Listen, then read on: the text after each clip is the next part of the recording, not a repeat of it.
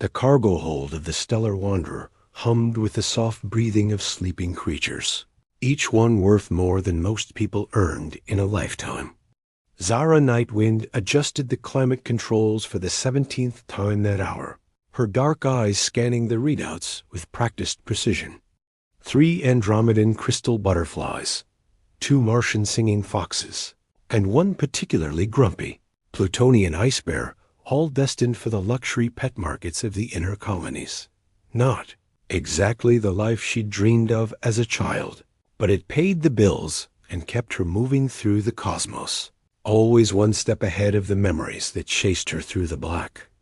"Zara, you need to see this," called Juno Hayes from the navigation console, her voice carrying that particular tone that meant trouble was brewing.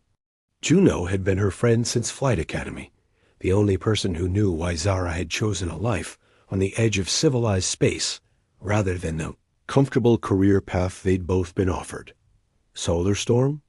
Zara asked, settling into the pilot's seat with the fluid grace of someone who'd been flying since she could reach the controls. "Worse. We've got company, and they're flying like idiots." Through the view screen, Zara could see the sleek lines of an exploration vessel cutting through the asteroid field with reckless abandon. The ship's hull gleamed silver against the star-speckled void, and even from a distance, she could see the telltale signs of amateur piloting.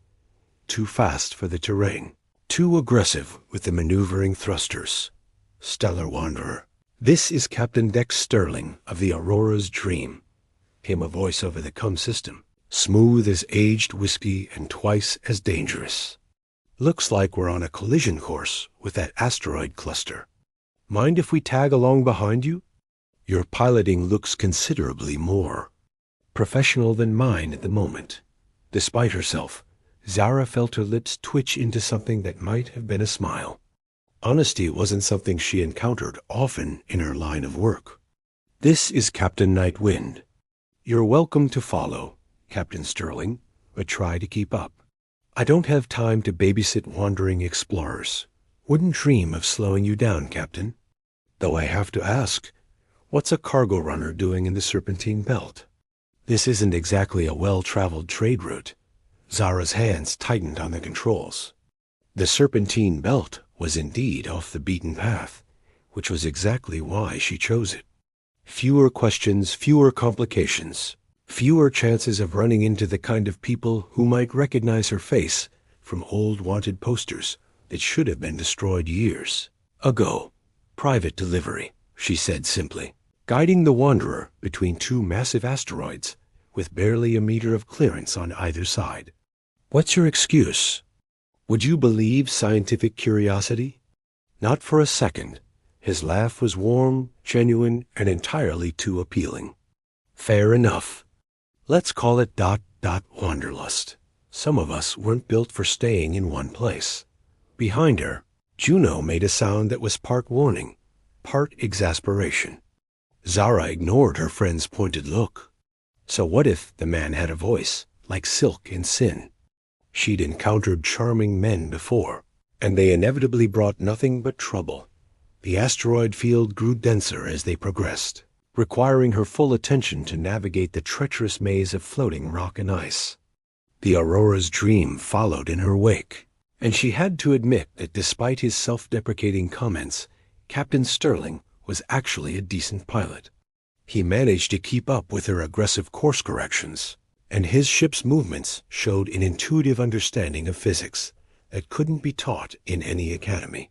"So, Captain Nightwind," his voice came through the comm again, "once we're clear of this field, any chance you'd be interested in sharing a drink?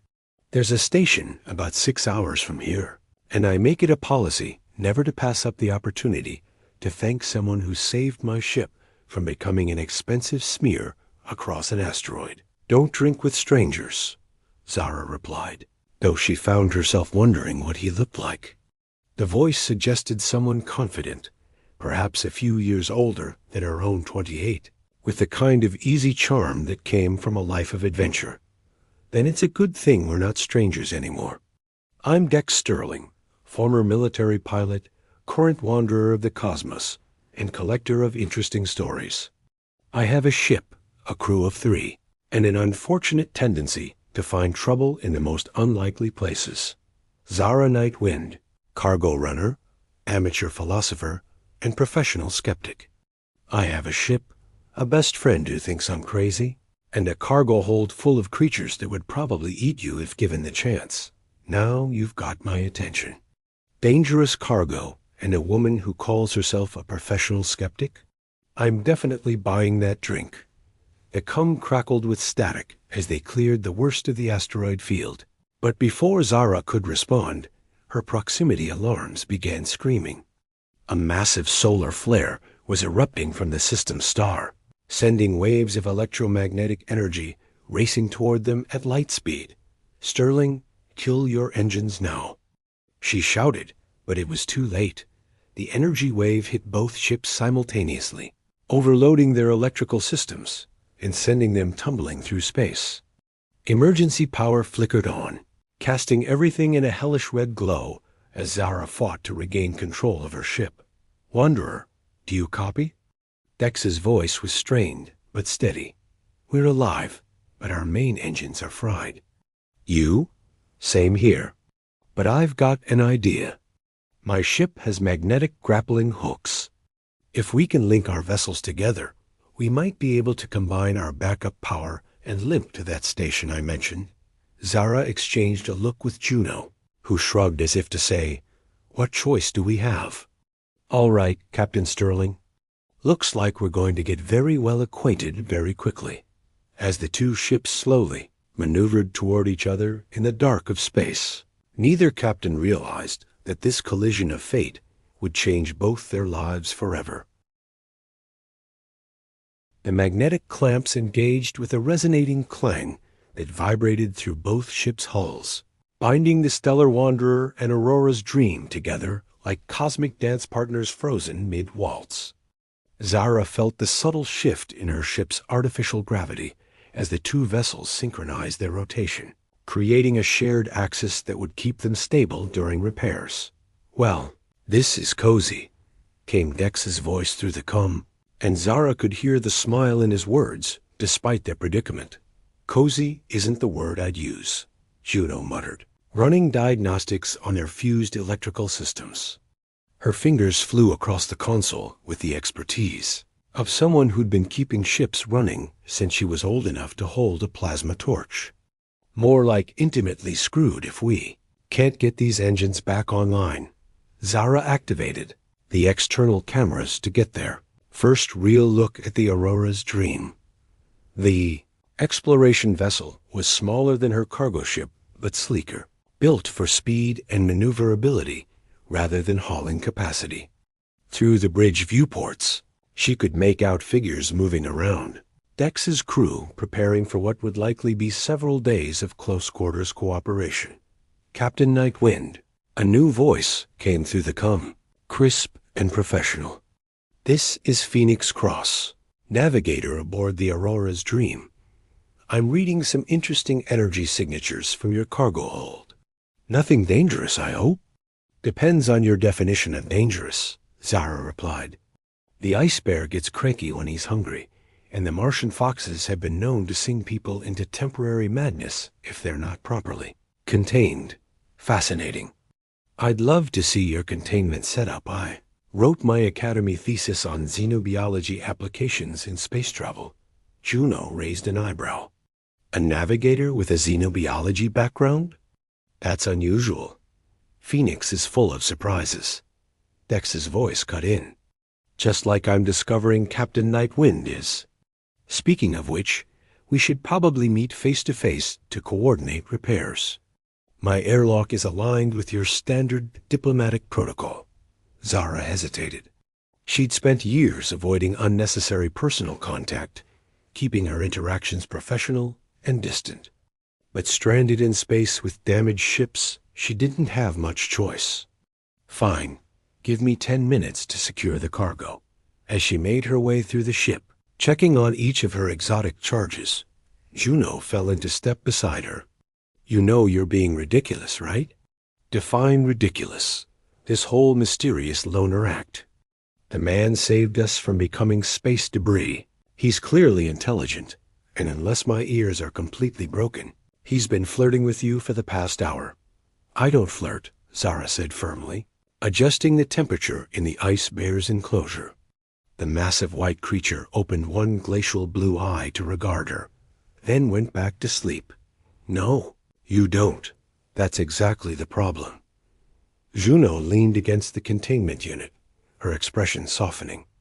"Zara, it's been 3 years since the incident on Proxima Station. Maybe it's time to stop running from everything that might make you happy." Before Zara could respond, the ship's intercom chimed. "Cargo secure. Proceeding to airlock." The space between ships was accessed through a flexible tunnel that had deployed automatically when their airlocks aligned.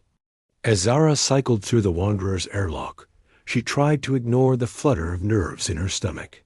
She was a professional. This was a professional meeting. The fact that Captain Sterling had a voice like warm honey meant absolutely nothing. The airlock on the Aurora's dream hissed, open to reveal a man who was both exactly what she'd expected and nothing like she'd imagined. Dex Sterling stood about 6 feet tall, with the kind of lean build that came from years of physical work rather than gym routines. His dark hair was slightly tousled, as if he'd been running his hands through it during the crisis, and his eyes were the deep green of Earth's ancient forests, eyes that seemed to see entirely too much. But it was his smile that caught her off guard. Not the practiced charm she'd expected, but something genuinely warm and slightly self-deprecating, as if he were as surprised by their meeting as she was. "Captain Nightwind," he said, extending his hand. "X Sterling, thank you for agreeing to this partnership." His grip was firm, calloused from years of ship maintenance, and lasted just a fraction of a second longer than strictly professional. "Zara," she replied, trying to ignore the way her name sounded in his voice. "Let's see what we're working with." He led her through corridors that were clean but lived in, with the kind of personal touches that spoke of a crew who actually enjoyed each other's company. Photos, small artifacts from different worlds, and what appeared to be a collection of antique star charts decorated the bulkheads. The bridge was compact but efficient, every system optimized for a small crew. Phoenix Cross turned from the navigation station as they entered a woman in her early 30s with short auburn hair and intelligent, hazel eyes that seemed to take in everything at once. "Captain Nightwind," Phoenix said, standing to offer her hand. "I have to say, your reputation precedes you. I've heard stories about your run through the Kepler Nebula last year. That was either brilliant flying or spectacular stupidity. Probably both," Zara admitted, finding herself liking the woman's directness. "And please, call me Zara. If we're going to be stuck together for the next few days, we might as well skip the formalities." "Fair enough." "And I go by Phoenix." She gestured to a third figure who'd been quietly working at an engineering console. "That's Marcus Webb, our systems specialist. He's been analyzing the damage to both our ships." Marcus looked up from his work, a serious young man with the kind of intense focus that marked the best engineers. "The good news is that the solar flare didn't cause any permanent damage. The bad news is that we'll need to completely rebuild the primary coupling systems on both ships. Working together, I estimate 4 days. Working separately, well, we'd probably die of old age first." 4 days, Zara repeated, the implications settling over her like a weight. 4 days in close quarters, with a crew that seemed genuinely friendly, led by a man whose presence made her hyper-aware of every breath she took. "I know it's not ideal," Dex said, and she realized he'd been watching her reaction. "But my crew is good at what they do, and from what I've seen, so are you and Juno. We can make this work." "Of course we can," Phoenix added with a grin that suggested she found something amusing about the situation. "Besides, I'm dying to get a look at those Martian foxes. I've never seen one in person." As if summoned by her words, Juno's voice crackled through Zara's cum unit. "Zara, You need to get back here. The foxes are acting strange, and I think they're responding to the electromagnetic resonance between our ships. Also, I'm pretty sure the ice bear is flirting with something on their ship." Dex's eyebrows rose. "Flirting? With what?"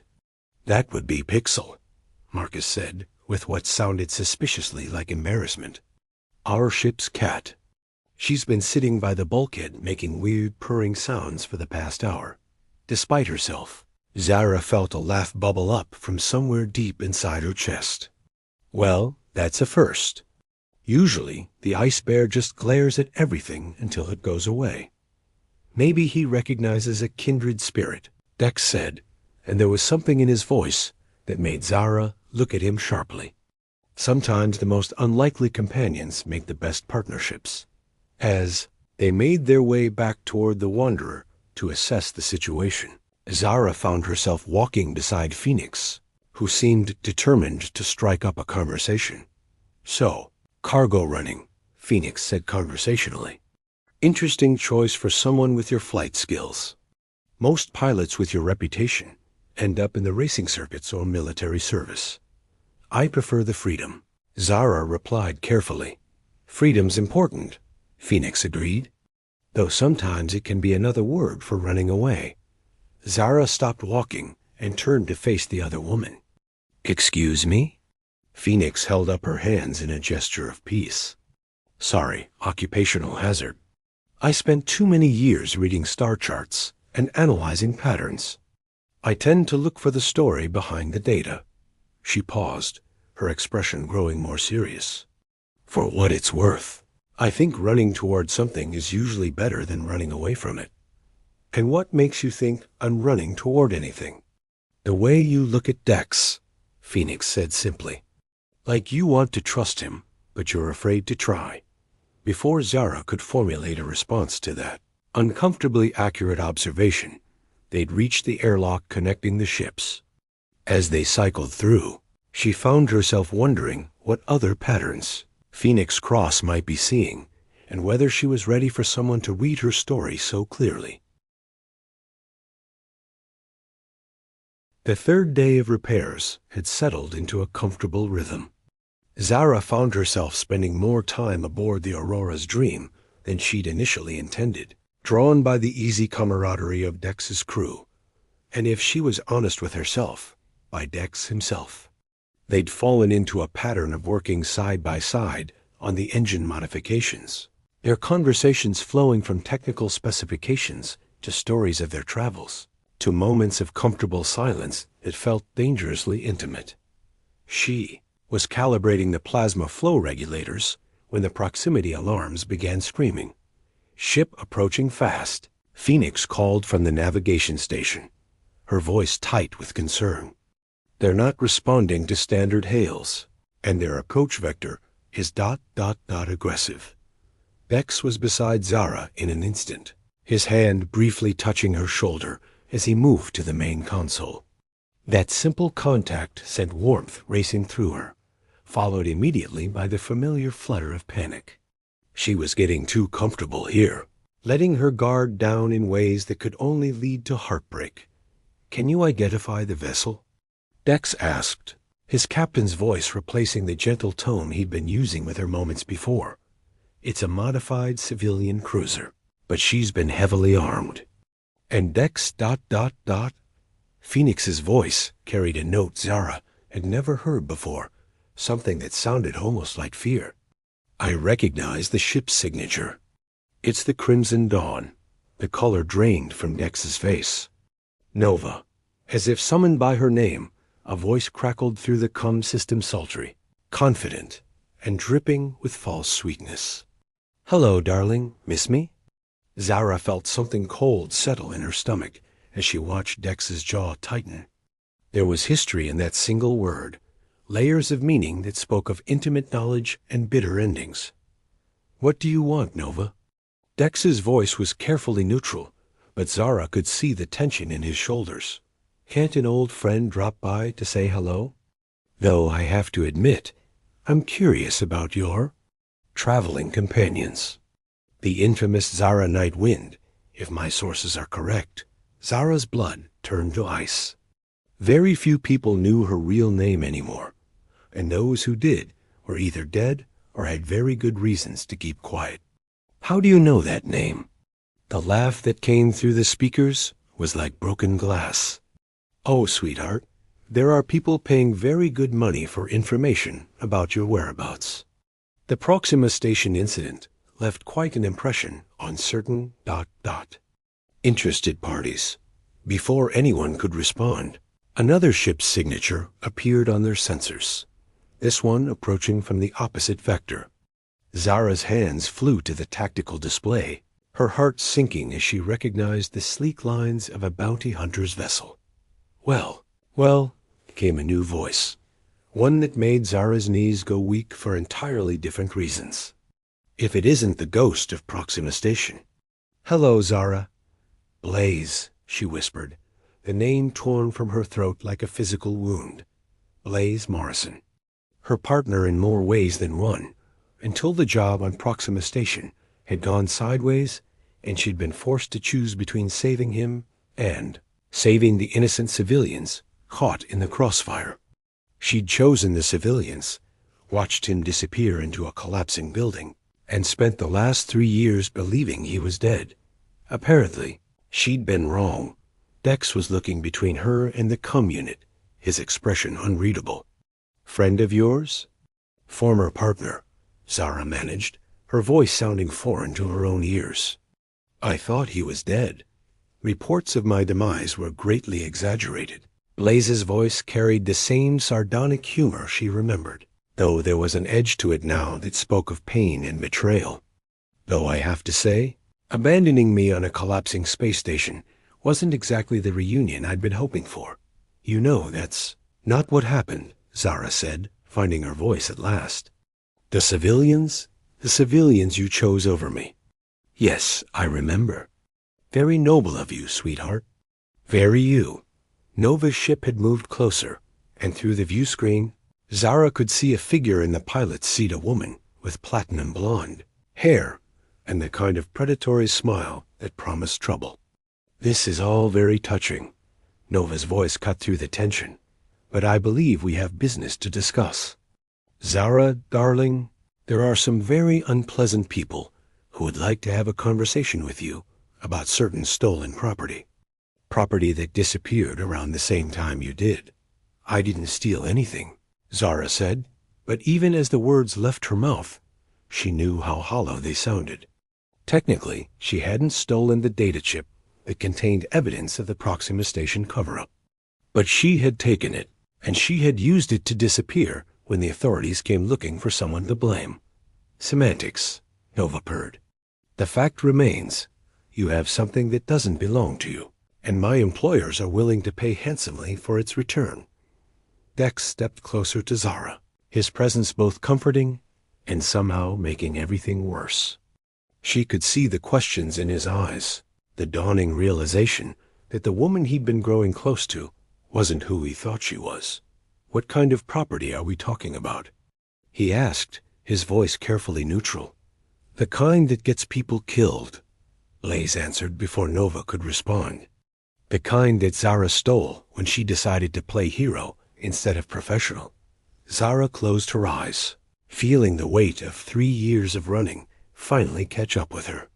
It was evidence of a massacre, she said quietly. Proxima Station wasn't destroyed by equipment failure. It was sabotaged by corporate interests who wanted to eliminate a union leader and his family. The authorities covered it up, blamed it on system failure, and when I tried to come forward with proof ... When you tried to come forward, they made you disappear, Phoenix said softly. And you've been running ever since. Very touching, Nova said, her voice losing its playful tone. But ultimately irrelevant. You have property that belongs to my employers, and they want it back. Surrender yourself and the data chip, and we can all go our separate ways. And if I refuse, then Blaze and I will be forced to take you by less pleasant means. I'm sure your new friends won't want to get caught in the crossfire. Zara felt Dex's hand find hers, his fingers intertwining with her own, in a gesture of support that nearly broke her heart. She looked at him, seeing the trust in his eyes despite everything he'd just learned, and knew she couldn't let him pay the price for her past. "Give me an hour," she said into the calm. "Let me transfer my cargo to another ship and say my goodbyes." "Zara, no," Dex said, his grip on her hand tightening. "We can fight them. My ship has defensive capabilities. Against 2 heavily armed vessels?" She shook her head. "I won't let you get hurt because of my mistakes." "What mistakes?" His voice was fierce now, protective in a way that made her chest ache. "Trying to expose the truth? Saving innocent lives?" "Those aren't mistakes, Zara. Tell that to the people hunting me," she said bitterly. "Tell that to Blaze, who spent 3 years trapped under rubble because I chose strangers over the man I loved." The words hung in the air between them, and she saw something shift in Dex's expression. Not the judgment she'd expected, but something deeper, more complex. "1 hour," Nova's voice crackled through the speakers. "Don't try anything clever, darling. I'd hate to have to hurt your new friends." As the cum channel closed, Zara found herself surrounded by the concerned faces of people who'd become more important to her than she'd realized.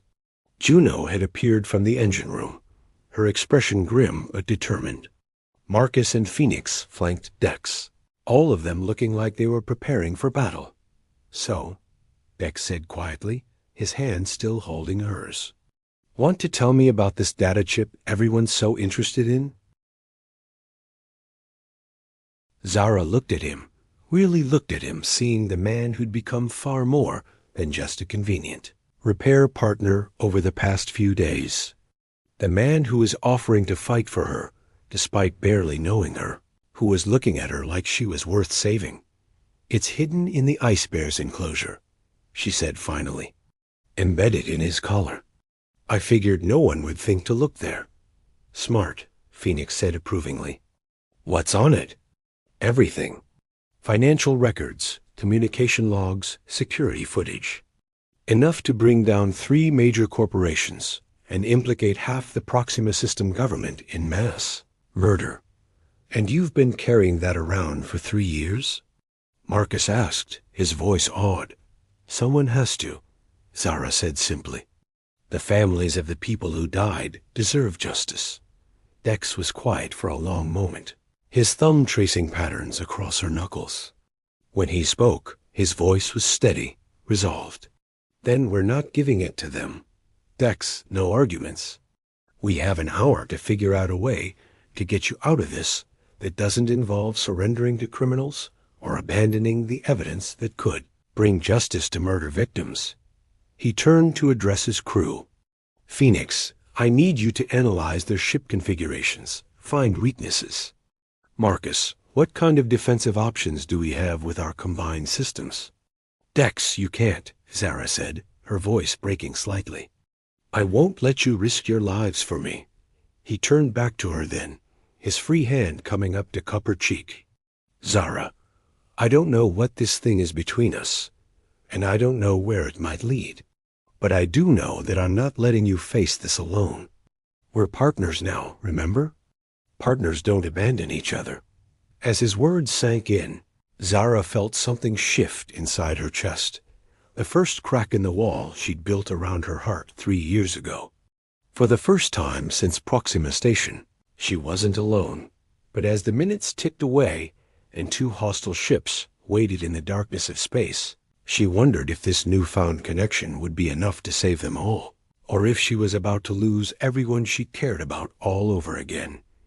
Outside the view screen, the stars watched silently, offering no answers to the impossible choice that lay ahead.